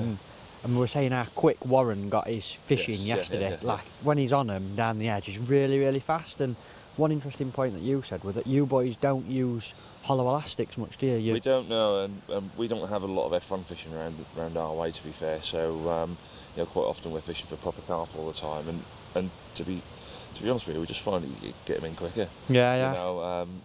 You know, when I watched the guys sort of today, and you know, Robbie over Diddy there. and Robbie, and they're playing these fish, and you think, oh, that's a big one, but that's, that's only a little one. So, yeah, we do it a little bit different in Norfolk, I suppose. Brilliant, lovely. Well, hopefully in the next hour or two we'll see some solid elastics coming out. He needs some big ones, right? Yeah, Absolutely. fingers crossed. Cheers, mate. See you, mate. Well, I'm here with Sam, who's sat behind Steve Barraclough, and you think that Robbie's just nudging ahead of him, don't you, Sam? He's 5-6 pound in front of him at the moment. Nice. What Steve got, do you think? It's about 23 pound. Right. Interesting things I've seen is Steve's not fished for any silverfish, has he? He's had 2 goods in his short line. But it's not gone for him? No. Right. He's had 3 or 4 little skimmers. He's gone back out fishing for F1s. Lovely. And he's catching odd ones? He's catching odd ones. Right. What's his tactics for doing that, He's Sam? picking 6 mils long. Really simple. Tapping if you want a pole cup. Simple, straightforward fishing. Lovely stuff. Did you come practicing with Steve? I didn't know. Just come down to help him out on bank? Yeah. Ah, brilliant, brilliant. What about Warren? What do you think he's doing? Warren, Can you see him from where? I can, yeah. I think he's putting all his eggs in one basket. Yeah. He's banking on. He's fed his margin line to ice now. Right. Fed it after an hour and a half. Went down, didn't catch note. Right. He's fed it again. Just tried it again. So I think he's putting all eggs in one basket. Right. If it comes off for him, he'll get a big weight. If it don't, who knows? No. It's interesting. And obviously Steve caught yesterday down the edge really well. Has he had a look down there today yet? No, we'll leave it about an hour and a half. He's concentrating F1s because nobody's breaking no No, pots at the no. moment. Just plodding Plodding along. along steady. Brilliant. Once he start catching that edge, then he'll probably have a look. Nice. Well, hopefully he'll. But it depends who catches that edge. Yeah, that's it. So we'll see how it goes on. Exciting stuff. Yeah, Thank you, Mucker. Bye, pal. Who's that sat behind Robbie then, Matt? He's had to call it in, hasn't he? Help from girlfriend. She's here, our Amy. Bless She's her. just put him right on long pole. Said he were feeding a little bit too much and he's cut back. She's replaced Frankie today, hasn't she? She's certainly the prettiest bank one, I reckon, don't you? Yeah. Very nice girl. I'll tell you what, though, Robbie's really coming back well now, isn't he? He is. He's like Diddy. He's fishing a couple of different lines and moving about a lot. He keeps going on this long pole line, stealing an F1 or 2 and an odd little skimmer. And as soon as he don't get a bite for a minute or 2, or he bumps a fish or loses one, he drops back in short and keeps putting them silverfish in his net. He's really maximising every second.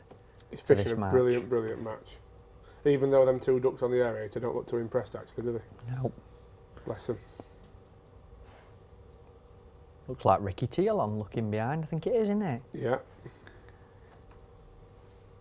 Taking his time. Again, light elastics, light lines. Every single fish counts to him. Do you think the spectators on the bank make a big difference, Tom? Do you think they spook fish or...? I think they can do, Matt. I think one of the advantages at Docklow, though, is you've got a lot of tree cover around around the pegs. So the fact that you've really got your skyline sort of blocked out by that means they have minimal effect. Another thing I think makes a massive difference is what's actually behind the pegs. Like, for example, if you've got gravel paths, like you have at a lot of venues, I think people walking along them don't help. But here, you've got a nice, soft, matted woodland sort of effect, haven't you? So I don't think it makes that much difference, mate. Now Steve's got a foul look to F1 there. Got it in. He's looking very, very nervous now, Steve. You can tell he knows it's close. Robbie's catching very well. I reckon Robbie's clawing this back. I think you're right. Fish on fish. Look, he's got another one on high up. Frankie's replaced our Amy. But I think I wouldn't like to call it between Robbie and Steve now, and I think they both know how close it is. I think you're right. I would not want to wager who's in front, actually. If you I take wouldn't. yesterday's weight advantage for Steve into account, he's only £10 over Robbie, though. You know, Yeah, Warren yeah. and Diddy, he's got £20 on him. Robbie, he's only got £10, so I wouldn't want to call this, mate. The thing that is interesting, Steve's not fishing for these silverfish. Diddy and Robbie have both caught some silverfish, and Steve hasn't really fished for him. He's just doing his F1 thing long. I hate to say it, I think Diddy's actually out this race now. I think he's £40 to £50 behind Steve over the 2 days. Yeah.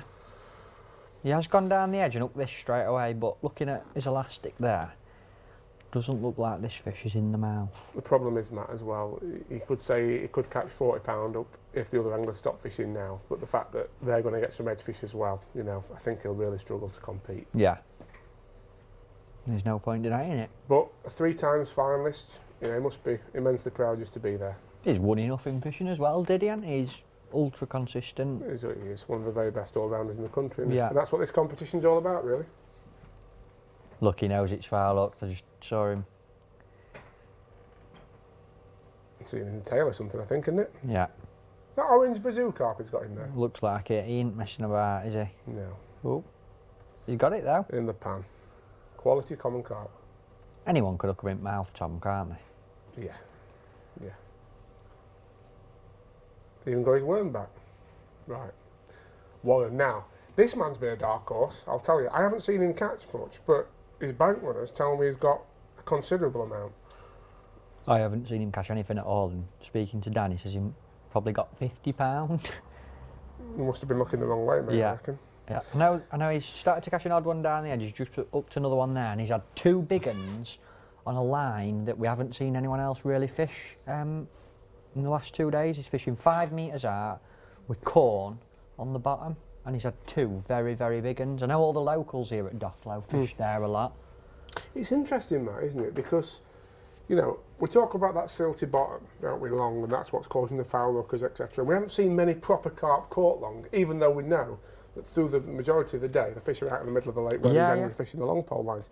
Why is it you think, obviously time of day aside, that they feed so well down the edge and short? I genuinely think that the fish in all commercials don't like feeding on that sill. I don't know, you know, when we do our photography and stuff, we sometimes have to get in the water, put our waders on, and when you wade out, you'll often feel the bottom's nice and hard in the margins, and it's nice and hard. Look at the size of that one, that's £10. All day long. It's nice and hard down that marginal slope, but when you get to the bottom of it, it goes really soft. And when you lift your boot out, it actually stinks rotten. Yes. And it is rotten fish poo and bait. It's like eating your dinner off a compost heap rather than a plate, isn't it? And I genuinely think fish don't like feeding on that silty, horrible, smelly stuff, so... Well, gents, it might not be as clear-cut as we think. Tom, what's happened? Well, I have been up and down the bank today doing videos, so I've not spent as much time here by the lake as We've you missed two you, guys. haven't we, as well, Graham? We have I've missed not- him. We've had to keep uploading things, but it strikes me, when I've been here, I've not seen an awful lot caught by Warren Martin. In fact, I've seen very little caught by Warren Martin, but I've just spoke to his bank runner, and he's told me he's got £70. £70? £70 today. Wow. Now, if that's right, that changes things massively, doesn't it? Doesn't that mean that he will be up there with Steve Yeah. and up there with Robbie? Yeah. Yeah. I don't know. Apparently he's got some big fish short and down the edge. He's got £70. Now that's news to me. I haven't seen him catch I some haven't fish seen even. catch £70. No. I'll be shocked if he got 70. That's what I But said. he only said he had 50 yesterday, Yeah. and he's had yeah. 76. Yeah, that's true. So, Scary. you know, when you're on the bank, you can see across the lake. It's £1, it's £2. Actually, it could be £3 and £4. Yeah. You know, so that £10 we think it could be 12 or 14. Yeah. I mean, on fish count, to me, Robbie's won the day, hasn't he? He's had a Yeah. lot I of would say silvers so. Yes. and F1s, but then he's Yes. got the £10 deficit behind Steve, and Steve's fish look bigger. So Yeah. Robbie's fish lovely today. He has hasn't fished a lovely match. He's literally Yes. caught a fish off each line and kept moving around. Like, Yeah. catch one, feed it again, go on a different line, catch one, Yeah. feed it, and he's really rotated Yeah, well. hasn't he hasn't suffocated the same line. He has picked a fish off every line. Yeah, And he has fished an absolute cracking match today. But again, they're saying Steve's got 50, £60. yeah, And if we think that he's only got £50, he's already £10 behind Steve. yeah. So, I tell you what, I'm all I excited. wouldn't like to call it. I wouldn't like to call it at the minute. No. No. You know, how long we got left? We've got 20 minutes left-ish. Anything could happen. Anything. Could be, you know. Diddy could win. 5 big carp. No. He's going to have to be quick, I think Diddy's gone, unfortunately for him. Yeah, I think it's a 3-horse race and it could go either way. Let's have a look. It'll be interesting. Now? Warren's back in. Oh, so it's all down the edge fishing now, I think. You know, it's 20 minutes to go. 3 or 4 fish could change. Yeah. I said it'd go. The last half hour could be a winner or a loser. That's going to be it. Colours to the master, who's going to win? I'm sticking with Steve. Steve? I'm going to say Robbie's going to win. Who are you saying? I'm going to agree with you. I think Robbie's going to win. Oh. Right. Let's go and have last 15 minutes behind him. Yeah. Still nicking fish. This one on his long pellet swim. Even in these closing stages, Tom, is swapping between 2 or 3 different lines. He's not stopped putting fish in the net all day. No. He's fished an absolutely brilliant match. Really worked his lines, you know. As I said, it must have taken some balls to do that, considering he was behind going into the day. You know, to fish in negative, catch everything approach. Look, just had one on long pole. Now he's got one down the edge. He's making every second and every fish count. I tell you, mate, Steve's had some big F1s that I wouldn't want to call this. I really wouldn't. I think Robin might just have done it, but... And he needs £11, is it? Yeah, and Steve's had some quality fish later on, mate. He really has. And we know from our experiences here, you know, you think them F1s are £1.50, they're £3 off them. Yeah. He hasn't caught down the edge though, Steve. He's sticking to this long pole line, isn't he? Catching an odd big F1, potting in a few pellets, putting his rig over the top. Interesting that he couldn't catch down the edge on this peg today, isn't it, Tom? Well, Diddy didn't really catch that yesterday, did he? No. You know, the odd fish. Thing is, Matt, there's been some bankside support gone on to his left, haven't there, where they've, you know, cut some rocks in. I don't always think it helps provide a nice settled place for him to feed, do you? No, I think you want a little bit of cover. I know yesterday Steve had a few reeds, didn't he, where he caught? I think it does help, mate. But again, you know, quality F1s. Look, Who's he's to not smiling and joking now like you're really, is he? Look. I don't know, mate. I don't know. He could still be sitting pretty. And he knows it's close. Taking his time. This fish could be worth £5,000 to him. Interesting the length of line he's using between pole tip and float, Matt, there. It's quite a long line, isn't it? Yeah, it's shallow water though, Tom. This big spooky fish, he probably wants to keep his pole tip away from him a little bit. He's got it. Look at, see, That's what I mean, that's £3. £2 and £3, them F1s. Look at him. Could this be the new Drennan champion?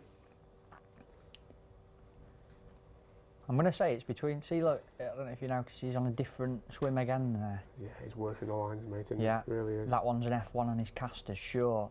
So the last 3 fish we've seen him catch have all come off a different swim. Steve's up to another one behind him. It's really up the ante though, Robbie. You can tell he's got Frankie and Amy there now. Yeah. He's brought in both the backup team, hasn't he? Yeah. And again, another quality fish. An edge fish this time. We haven't seen many of the really big carp that fed down the edge for Robbie today, though, have we, Matt? It makes you wonder if they got caught yesterday, they've had a bit of jaw ache and they're not going to feed today. I think the bright conditions might have more to do with it myself. The Very only bright, isn't it? The person who has caught a couple is Warren opposite, and I know we don't think he's got that much, but it could throw a surprise. He absolutely could. Again, you know, you see people netting carp, you think they're £6, it could be £10. Such a difficult job, isn't it, to accurately read the weights, especially when it's so very close.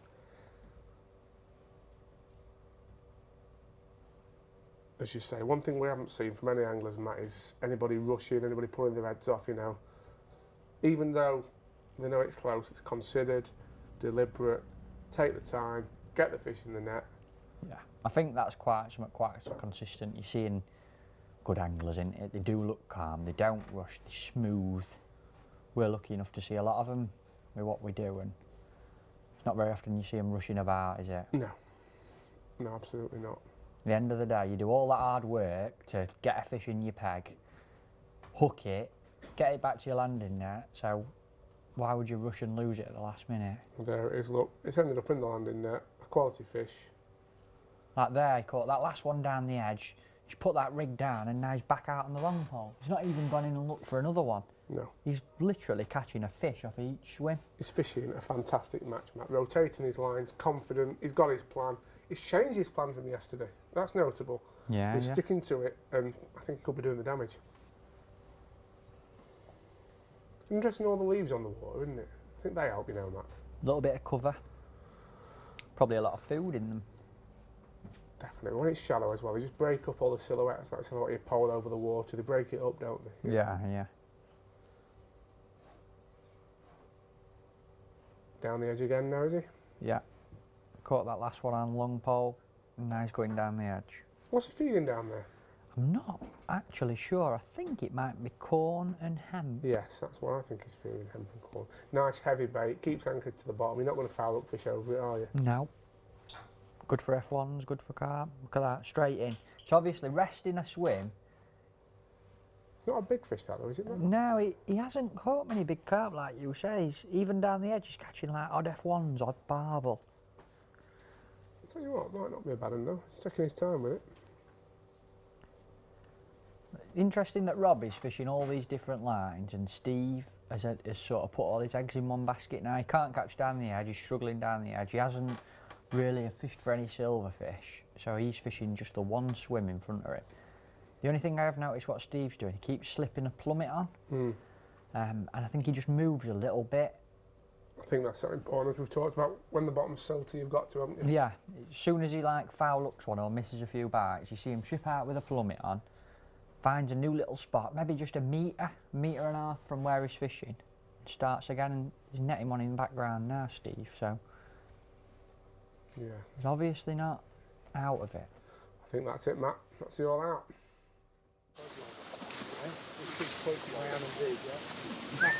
Big salty old. Look what I did. Got his photo took with him.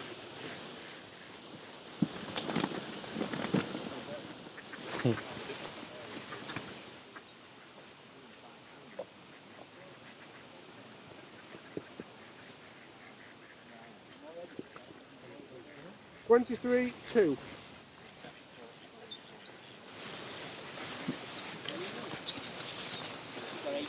want a picture of these? Or? No. Yeah.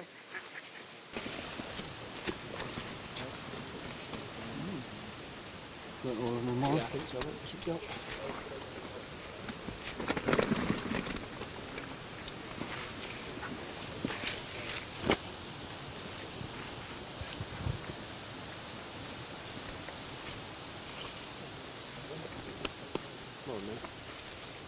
Second way, 47.11. Well done, mate. Cheers.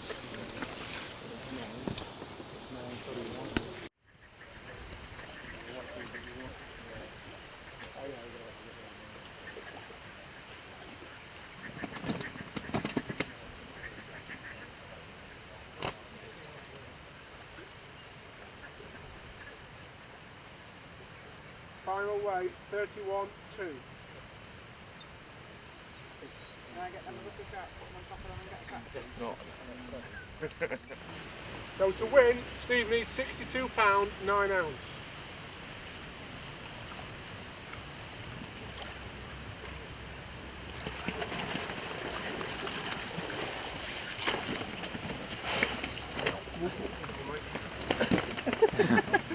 Go on.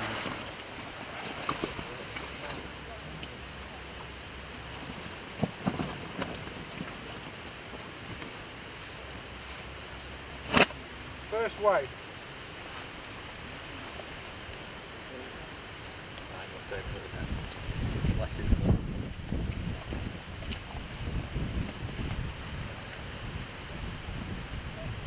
£32, 5 ounce. Well done, mate. £23, 6 ounce.